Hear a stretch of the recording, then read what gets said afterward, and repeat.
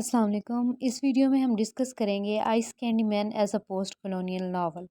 Ice candy man, also published as Cracking India by Babsi Sidhwa, is a post-colonial novel that explores the complex themes of identity, culture and nationhood in the context of India's partition. अब ये novel कौन कौन से ऐसे post colonial elements हैं जिनके साथ deal कर रहा है, आइडेंटिटी का आइडेंटिटी का थीम, कल्चर का, नेशनहुड का, ये सारे थीम कहाँ पे देखे जाते हैं पोस्ट कॉलोनियल नॉवेल्स में, जहाँ पे ये सारी चीज़ें पोस्ट कॉलोनियल कॉन्टेक्स्ट में दिखाई गई हैं। हम आगे चल के देखते हैं। First of all we would discuss the themes, ऐसे थीम्स जहाँ पे पोस्ट कॉलोनियल एलिमेंट्स को हिट किया गया है। First of all identity crisis को हम देखते हैं। Identity crisis, the novel explores the fragmentation of identity during the partition as individuals and communities struggle to define themselves within the newly formed nations. यहाँ पे लोगों को अपनी पहचान ही नहीं हो रही, जैसा कि पोस्ट कॉलोनियल सिनेरियो में होता है। तो लेनी के किरदार में हमें दिखाया गया है कि लेनी कहती है I am a Parsi, a member of smallest minority in India, but what does it mean to be a Parsi? मतलब उसे अपनी आइडेंटिटी ही क्लियर नहीं है। इसी तरह एक और जगह पे वो कहती है I feel like I am being torn apart, I don't know who I am any more. इसी तरह कल्चरल हैब्रिडिटी का कंसेप्ट शो किया गया है। कल्चर हैब्रिडिटी क्या है? कल्चरल हैब्रिडिटी होता है दो कल्चर्स का एमलगमेशन। यहाँ पे दो कल्चर्स कौन से दिखाए गए हैं, जिस तरह एक पारसी कम्युनिटी, पारसी और मुस्लिम को कर लें, हिंदू और मुस्लिम को कर दें। इसी तरह डिफरेंट कल्चर्स इंटरमिक्स हो रहे थे अ, उस सिनेरियो में, पोस्ट कॉलोनियल सिनेरियो में।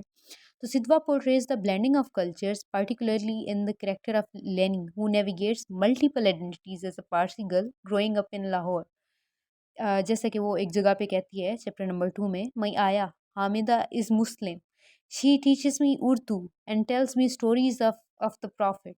अब इसका स्टोरीज ऑफ प्रॉफिट से एक लिहाज से कोई लेना देना नहीं है, वो पारसी लड़की है, लेकिन क्योंकि वो एक ऐसे माहौल में रह रही है जहाँ पे कल्चरल हैबिडिटी एग्जिस्ट करती है, तो ऑब्वियसली इन इन सब चीज़ों से उसका एक्सपोजर हो रहा है।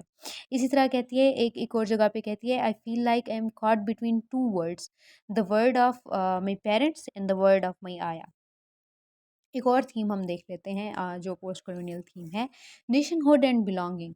The novel raises question about the concept of nationhood and belonging, as characters grapple with their place within the newly formed nations of India and Pakistan. जहाँ पे आइस कैंडीमैन एक जगह पे कहता है what is Pakistan, is it a country, a nation. मतलब उन्हें clear ही नहीं हो रहा कि ये है क्या चीज़। मतलब हम कहाँ से, हम हमारी बिलोंगिंग क्या है, हम कौन लोग हैं। इसी तरह लेनी एक जगह पे कहती है I don't know where I belong, India और पाकिस्तान में कहाँ से हूँ, उसे क्लियर ही नहीं हो रहा ये चीज़। यानी एक स्प्लिट आइडेंटिटी यहाँ पे कंटिन्यूअसली शो की गई है। इसी तरह इस नॉवल में थीम्स, एक तो थीम्स के ज़रिए पोस्ट कॉलोनियल कंसेप्ट दिखाया गया है। सिमिलरली इसमें पोस्ट कॉलोनियल एलिमेंट्स शो किए गए हैं। कौन-कौन से सबाल्टर्न नैरेटिव शो किया गया। सबाल्टर्न से मुराद है कि एक लोअर रैंक के लोगों का नैरेटिव, लोअर रैंक के लोगों का नैरेटिव इसने बताया है यहाँ पे बब्सी सिद्धवा ने। जैसा कि वो एक जगह पे कहती है कि the servants, the sweepers, the beggars, they are the ones who know the truth. अब देखें, यूजुअली जो हमारे यहाँ होता है, मार्जिनलाइज्ड कम्युनिटीज़ के पर्सपेक्टिव को नहीं दिखाया जाता। The novel presents a subaltern narrative focusing on the experiences of marginalised communities. जैसे कि पहले इसने पारसी कम्युनिटी को डील किया, पारसी कम्युनिटी के बाद इसने सर्वेंट्स को, स्वीपर्स को, बेगर्स को, इन कैरेक्टर्स को अपने नॉवल के अंदर दिखाया है और उनकी वॉइसेस हम तक पहुँचाई हैं। यूजुअली हम तक हिस्ट्री के ज़रिए जो वॉइसेस पहुँचती हैं वो लीडर्स की वॉइसेस पहुँचती हैं, वो जाने-माने लोगों की वॉइसेस पहुँचती हैं, वो एक ही तबके की आवाज़ हमें पहुँच रही है। इसने एक एक ऐसे लोअर तबके की आवाज़ हम तक पहुँचाई है। The servants, the sweepers, the beggars, they are the ones who know the truth.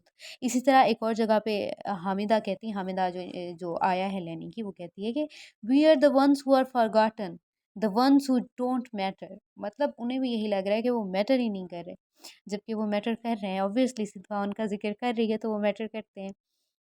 Then एक और पोस्ट कॉलोनियल एलिमेंट यहाँ पे आता है, resistance to dominant discourse. Sidhwa challenges the dominance discourse that was there at that time. जहाँ जैसा कि हम देखते थे कि उस वक्त पे इस तरह के मतलब डोमिनेंट जो लोग थे उनका ज़िक्र होता था। जिस तरह मैं पहले बता रही हूँ कि पॉलिटिशियंस का, उन लोगों का ज़िक्र होता था। एक जहाँ पे वो कहते हैं the stories they tell us they are not true, they are just stories. मतलब जो हम तक हिस्ट्री पहुँचाई गई है वो हकीकत नहीं है। I I don't believe what they say, I believe what I सी। लेनी कहती है कि जो लोग बता रहे हैं मुझे उस पे यकीन नहीं है। मैं सिर्फ जो देख रही हूँ मुझे उस पे यकीन है। इसका मतलब है कि जो हम तक पहुँची है हिस्ट्री वो सही हकीकत नहीं है। तो उसको जो मतलब एक डोमिनेंट डिस्कोर्स है, सिदवा यहाँ पे आके क्या कर रही है, उस डोमिनेंट डिस्कोर्स को चैलेंज कर रही है। इसी तरह डिसेंटरिंग of history.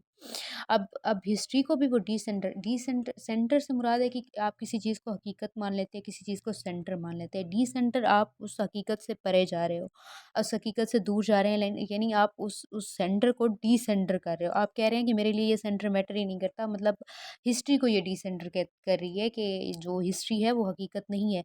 The novel decentres the dominant historical narrative. History को नहीं, बेसिकली हिस्टोरिकल नैरेटिव्स को, जो नैरेटिव्स हम तक पहुंचे हैं हिस्ट्री के, वो नैरेटिव्स झूठे हैं। Instead focusing on the personal and collective experiences of those, किन के एक्सपीरियंसेस की बात करिए, of those affected by the partition, जो पार्टीशन से इफेक्ट हुए थे। History is what they teach us but what about our stories. हमें कहती है कि हिस्ट्री तो वो है जो हमें सिखाते हैं, लेकिन हमारी स्टोरीज तो कुछ और ही हैं। इसी तरह लेनी एक जगह पे कहती है, I am tired of hearing about the great leaders, what about the ordinary people. उनकी आवाज़ तो कोई बन ही नहीं रहा, लेकिन बपसी सिद्धवा बनी है उनकी आवाज़, एंड दैट्स मार्वेलस। इसी तरह हम स्टाइल और स्ट्रक्चर की बात करें तो उसके ज़रिए भी वो अपने इस पोस्ट कॉलोनियल सिनेरियो को शो कर रही है। उसका जो नैरेटिव है वो नॉन लीनियर नैरेटिव है। नॉन लीनियर से क्या मुराद है, वो यहाँ पे हम देखते हैं कि the novel implies a non linear narrative reflecting the fragmented and disjointed nation of memory and experiences. Memories are like ice, they melt, they change shape.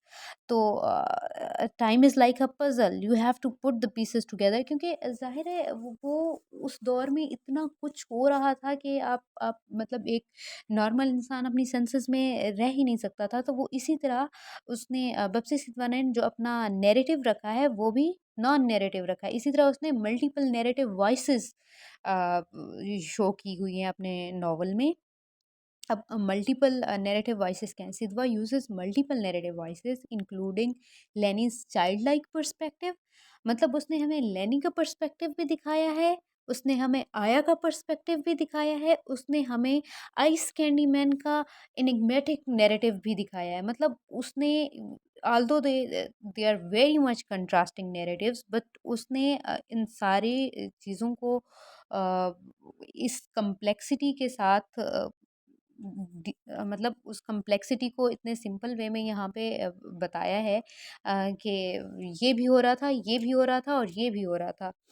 तो आई एम लेनी and this is my story, but it's also the story of others. मतलब वो लेनी जो है वो सिर्फ अपनी आवाज़ नहीं बन रही, वो मल्टीपल लोगों के नैरेटिव को बयान कर रही है, वो बाकी भी बहुत सौ की कहानियों को बता रही है।